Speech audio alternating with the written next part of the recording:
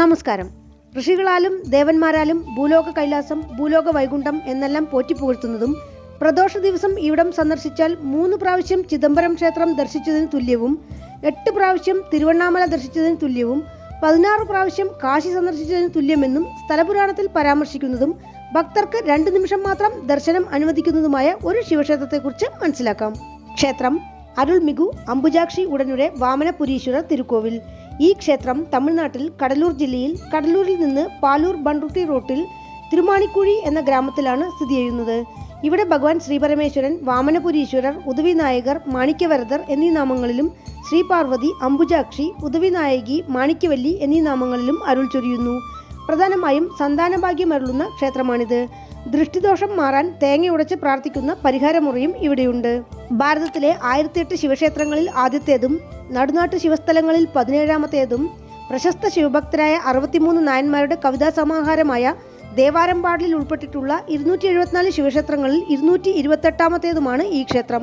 പ്രശസ്ത ശിവഭക്തരായ 63 നായന്മാരിൽ തിരുജ്ഞാന സംബന്ധർ ഈ ക്ഷേത്രത്തിലെ ഭഗവാനെക്കുറിച്ച് ദേവാരംപാടിലും, അരുണഗിരിനാഥർ ഈ ക്ഷേത്രത്തിലെ ആറുമുഖനെക്കുറിച്ച് തന്റെ തിരുപ്പുകഴിലും പാടിയിരിക്കുന്നു.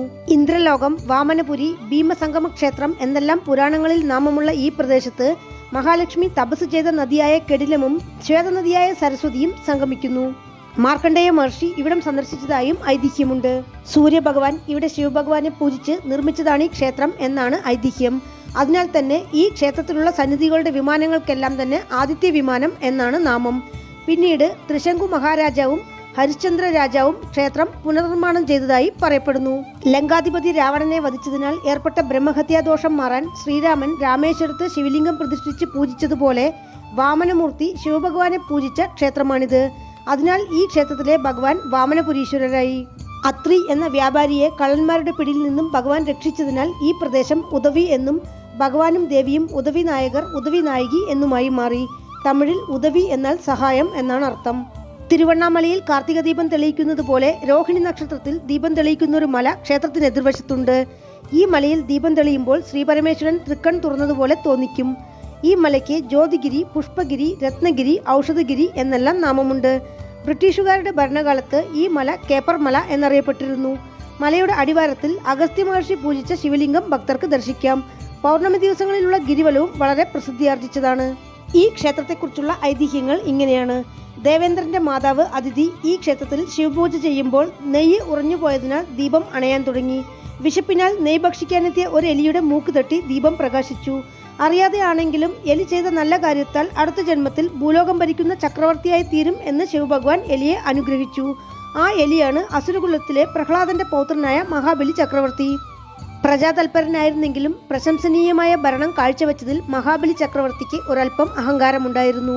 ദേവലോകം തന്നെ മഹാബലി ചക്രവർത്തി കീഴടക്കി കളയുമോ എന്നൊരു ഭയം ദേവന്മാർക്കിടയിൽ ഉണ്ടായതിനാൽ ദേവലോകവാസികൾ ശ്രീമന്നാരായണനെ കണ്ട് സംശയം പ്രകടിപ്പിച്ചു.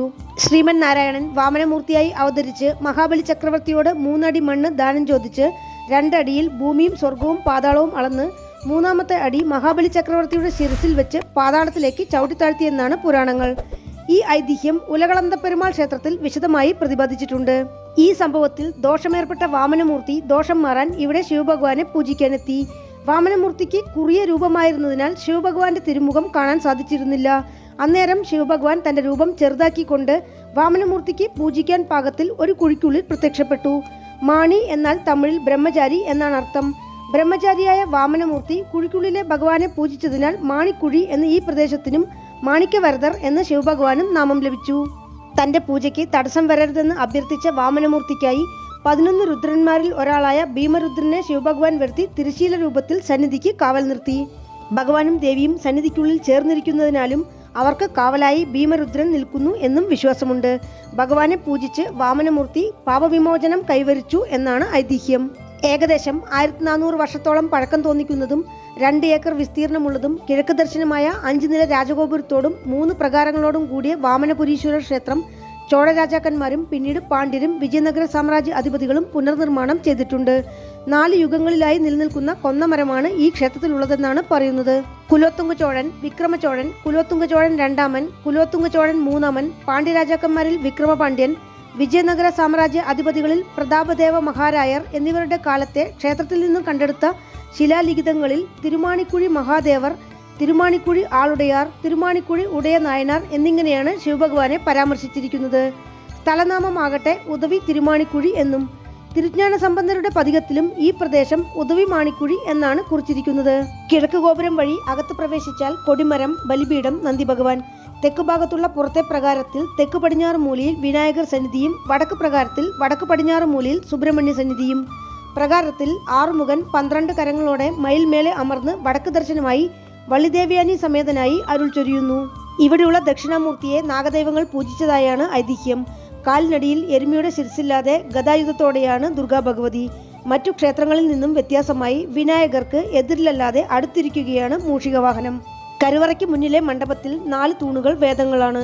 അടുത്ത മണ്ഡപത്തിലെ 6 തൂണുകൾ 6 ശാസ്ത്രങ്ങൾ. പ്രകാരത്തിലെ 28 തൂണുകൾ 28 ആഗമവിധികൾ. വാമനാവതാരവും മഹാബലി ചക്രവർത്തിയും കരുവറയ്ക്ക് മുൻവശത്ത് ചുമരിൽ ശില്പങ്ങളായുണ്ട്. കരുവറയ്ക്ക് മുന്നിൽ സാധാരണയിൽ നിന്ന് വ്യത്യാസമായി തല ശരിയായി നിവർത്തി പിടിച്ചുകൊണ്ട് ഭഗവത് ദർശനം കാണാൻ ഭക്തരെ പോലെ നന്ദിയും കണ്ണും കാതും കൂർപ്പിച്ചിരിക്കുന്നു. മിക്കവാറും ശിവക്ഷേത്രങ്ങളിൽ ശിവലിംഗം പൂജ ചെയ്യുമ്പോഴും അഭിഷേകം നടക്കുമ്പോഴുമെല്ലാം ഭക്തർക്ക് ഭഗവാനെ കണ്ടുകൊണ്ടേയിരിക്കാം. എന്നാൽ ഇവിടെ ഇത് സാധ്യമല്ല. ആരതി കാണിക്കുന്ന 2 നിമിഷം മാത്രമാണ് ഭക്തർക്ക് ഭഗവാനെ ദർശിക്കാനാവുക. ഉടൻ തിരശ്ശീല കൊണ്ട് മറച്ചിരിക്കും. ദേവന്മാർക്ക് ജ്ഞാനത്തെ ഉപദേശിക്കാനും അജ്ഞാനത്തെ നീക്കാനുമായി ഭഗവാൻ ശ്രീപരമേശ്വരൻ സദാസമയവും ദേവിയോടൊപ്പം ചെലവഴിക്കുന്നതിനാലും വാമനമൂർത്തി പൂജ ചെയ്യുന്നതിനാലും ഭക്തർക്ക് എന്നേരവും ഭഗവത് ദർശനം സാധ്യമല്ലെന്ന് മാത്രമല്ല, കരുവറ ഭഗവാന്റെയും ദേവിയുടെയും പള്ളിയറയായതിനാൽ ഈ ക്ഷേത്രത്തിൽ പ്രത്യേകം പള്ളിയറയോ അർദ്ധയാമ പള്ളിയറ പൂജയോ ഇല്ല. ഭഗവാൻ ശ്രീപരമേശ്വരൻ ഇവിടെ വാമനപുരീശ്വരർ, മാണിക്യവരദർ എന്നീ നാമങ്ങളിൽ ചെറിയ ശിവലിംഗ പീഠത്തിൽ ചെറിയ ശിവലിംഗ സ്വരൂപത്തിൽ സ്വയംഭൂ ശിവലിംഗമായി അരുൾ ചൊരിയുന്നു. ഈ ശിവലിംഗം ശിവശക്തി ലിംഗം എന്നും അറിയപ്പെടുന്നു. ഐതിഹ്യപ്രകാരം ആദ്യ പൂജ ഭഗവാന്റെ പള്ളിയറയിൽ പൂജ ചെയ്യുന്ന വാമനമൂർത്തിക്ക് കാവലായി നിൽക്കുന്ന തിരശ്ശീലയിലെ ഭീമരുദ്രന് ചെയ്ത ശേഷമാണ് വാമനപുരീശ്വരർക്ക് പൂജ ചെയ്യുന്നത്. ശാപവിമോചനമാണ് ഈ സന്നിധി ദർശനത്തിലൂടെ സാധ്യമാവുന്നത്. ഈ 2 നിമിഷ ദർശനത്തിലൂടെ 12 ദിവസം ശിവപൂജ ചെയ്ത ഫലമാണ് സിദ്ധിക്കുന്നത്. പ്രദോഷത്തിലാണെങ്കിൽ ഫലം അനവധിയാണ്. തനി കൊടിമരത്തോടെ പ്രത്യേക വിമാനത്തിന് കീഴിലാണ് ദേവി സന്നിധി. ദേവി ഇവിടെ ഒരു കരത്തിൽ താമരയോടെയും മറുകരത്തിൽ നീലോൽപ്പല മലരോടെയും ഭക്തരുടെ സങ്കടങ്ങൾക്ക് പരിഹാരമേകിക്കൊണ്ട് വടക്ക് ദർശനമായി നിലകൊള്ളുന്നു. മധുര, കാഞ്ചീപുരം, കാശി, തിരുവാരൂർ, നാഗപട്ടണം പോലെ ഇവിടെയും ദേവിക്കാണ് മുൻതൂക്കം. കരുവറയ്ക്ക് മുന്നിൽ കാലഭൈരവർ കാവൽ നിൽക്കുന്നുണ്ട്. പൗർണമി ദിവസം സ്ത്രീകൾ കുളിച്ച് ഈറനോടെ ദേവി സന്നിധിക്ക് 11 പ്രദക്ഷിണം വെച്ച് ദേവിക്ക് വെണ്ണ സമർപ്പിച്ച് 45 നാൾ വെണ്ണ സേവിച്ചാൽ സന്താനഭാഗ്യം ആഗ്രഹിക്കുന്നവർക്ക് വേഗം അവരുടെ പ്രാർത്ഥനകൾ സഫലമാകും എന്നത് ഇവിടെയുള്ള ഭക്തരുടെ അചഞ്ചലമായ വിശ്വാസമാണ്. ഈ സന്നിധി മധുരമീനാക്ഷിയമ്മൻ ക്ഷേത്രത്തിന് മുമ്പേ നിലകൊണ്ടിരുന്നതായും ജഡാവർമ്മൻ സുന്ദരപാണ്ഡ്യൻ തിരുപ്പണികൾ ചെയ്തതായും കരുതപ്പെടുന്നു. ഈ ക്ഷേത്രത്തിൽ പ്രധാന ദേവതകളെ കൂടാതെ ശെൽവവിനായകർ, ഉദവി വിനായകർ, വള്ളിദേവ്യാനി സമേത മുരുകൻ, ത്രിശങ്കു, ഹരിചന്ദ്രൻ, ബാലശാസ്താവ്, ലിംഗോദ്ഭവർ, വിഷ്ണു സിദ്ധർ ലിംഗം, 63 നായന്മാർ, സപ്തമാതാക്കൾ, പഞ്ചമൂർത്തികൾ, 4 യുഗലിംഗങ്ങൾ, തേരയ മഹർഷി, മാർക്കണ്ഡേയർ, സട്ടയനാഥർ, തിരുനാവുക്കരശർ, ഗജലക്ഷ്മി, ദുർഗ, ചണ്ഡികേശ്വരർ, നവഗ്രഹങ്ങൾ, സ്വർണ്ണാകർഷണ ഭൈരവർ, സൂര്യൻ, ചന്ദ്രൻ എന്നിങ്ങനെ ധാരാളം ഉപപ്രതിഷ്ഠകളുമുണ്ട്. ക്ഷേത്രവൃക്ഷം കണിക്കൊന്ന.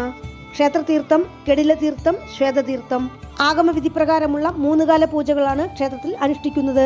പ്രദോഷം, നവരാത്രി, ശിവരാത്രി, രോഹിണി ദീപ മഹോത്സവം, രഥോത്സവം എന്നിവയും ക്ഷേത്രത്തിൽ പ്രധാന ആഘോഷങ്ങളായി കൊണ്ടാടുന്നു. പൂജാ സമയം രാവിലെ 7 മണി മുതൽ 11 മണി വരെ, വൈകുന്നേരം 4:30 മണി മുതൽ രാത്രി 8:30 മണി വരെ. ക്ഷേത്രത്തിലേക്ക് എത്തുവാൻ കടലൂരിൽ നിന്ന് 10 കിലോമീറ്റർ, തിരുവഹീന്ദ്രപുരത്ത് നിന്ന് 5 കിലോമീറ്റർ. അടുത്തുള്ള റെയിൽവേ സ്റ്റേഷൻ കടലൂർ.